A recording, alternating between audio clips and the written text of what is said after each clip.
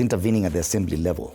What effect would it have on devolution? Fred, your question is a very fundamental question, and the only way to see it without by detaching our emotions is to imagine another state with the same system. Imagine President Trump meeting with the senators of New York to tell them not to do anything with the governor of New York. Can you imagine that happening? Can you imagine that, for example, these people call themselves, Raila says, is the father of devolution. How do you give birth to a child only to kill that child before even they grow up? Why don't you allow a child to grow up? Nairobi, as you said, is a metropolitan county, right? And I can tell you, Fred, the drafters of the Constitution did not foresee so many scenarios. I've been telling people that the lawyers have been over-elevated in running governance of this country. For example, they'll tell you, before you become an LBC, you must be an advocate of High Court. And when they're coming up with the commissions to draft the Constitution, they over-highlighted the legal aspect. They never looked at the economic and managerial governance aspects were not there. Tell me which governance expert was in those commissions looking at how things work. I've been saying that if there was an economist who was in this room, like me, we could have modeled how much it would cost to implement this Constitution, and we could have known that it was not going to be possible.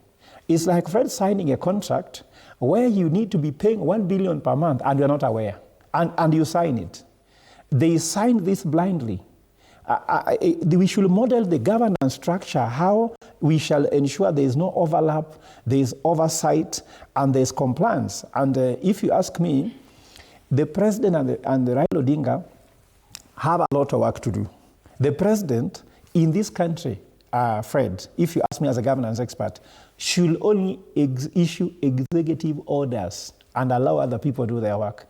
A president who is constructing a market, a president who is in CDF, a president who is in a county assembly, it is not just the Constitution also, but also personal leadership as decorum.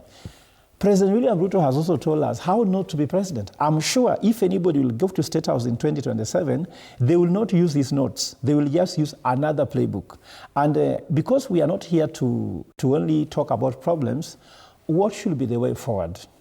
The way forward is, what is the independence of MCAs in doing their work? Forget about even blaming those people.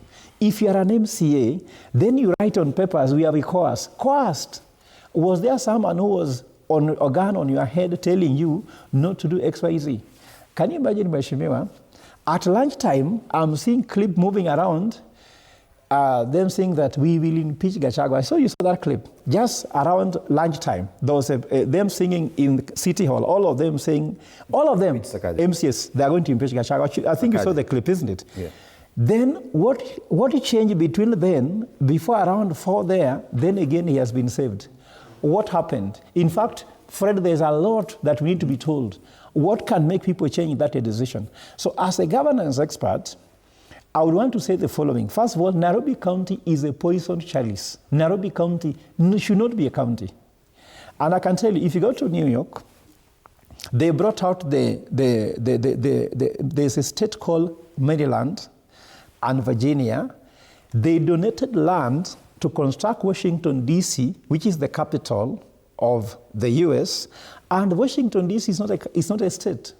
So there's what they call the presidency with the El Capital and all that thing is sitting on a neutral land, because they said that we cannot have the president being in a county where there's a governor. So if you look now at Trump area, that area is completely neutral, because other counties like Nyeri, Kirinyaga, Kisumu, whatever, they also want to come to the El Capital. And I think the drafter of the Constitution never saw, even if they copy-pasted the US, they copy-pasted it very poorly. Okay. They are not good in copy-pasting. Let's flip the coin and look at the MCAs. And because we've seen this trend where the threat of impeachment against governors is being used a lot more by MCAs. Do you think to some extent they are misusing it or abusing the same?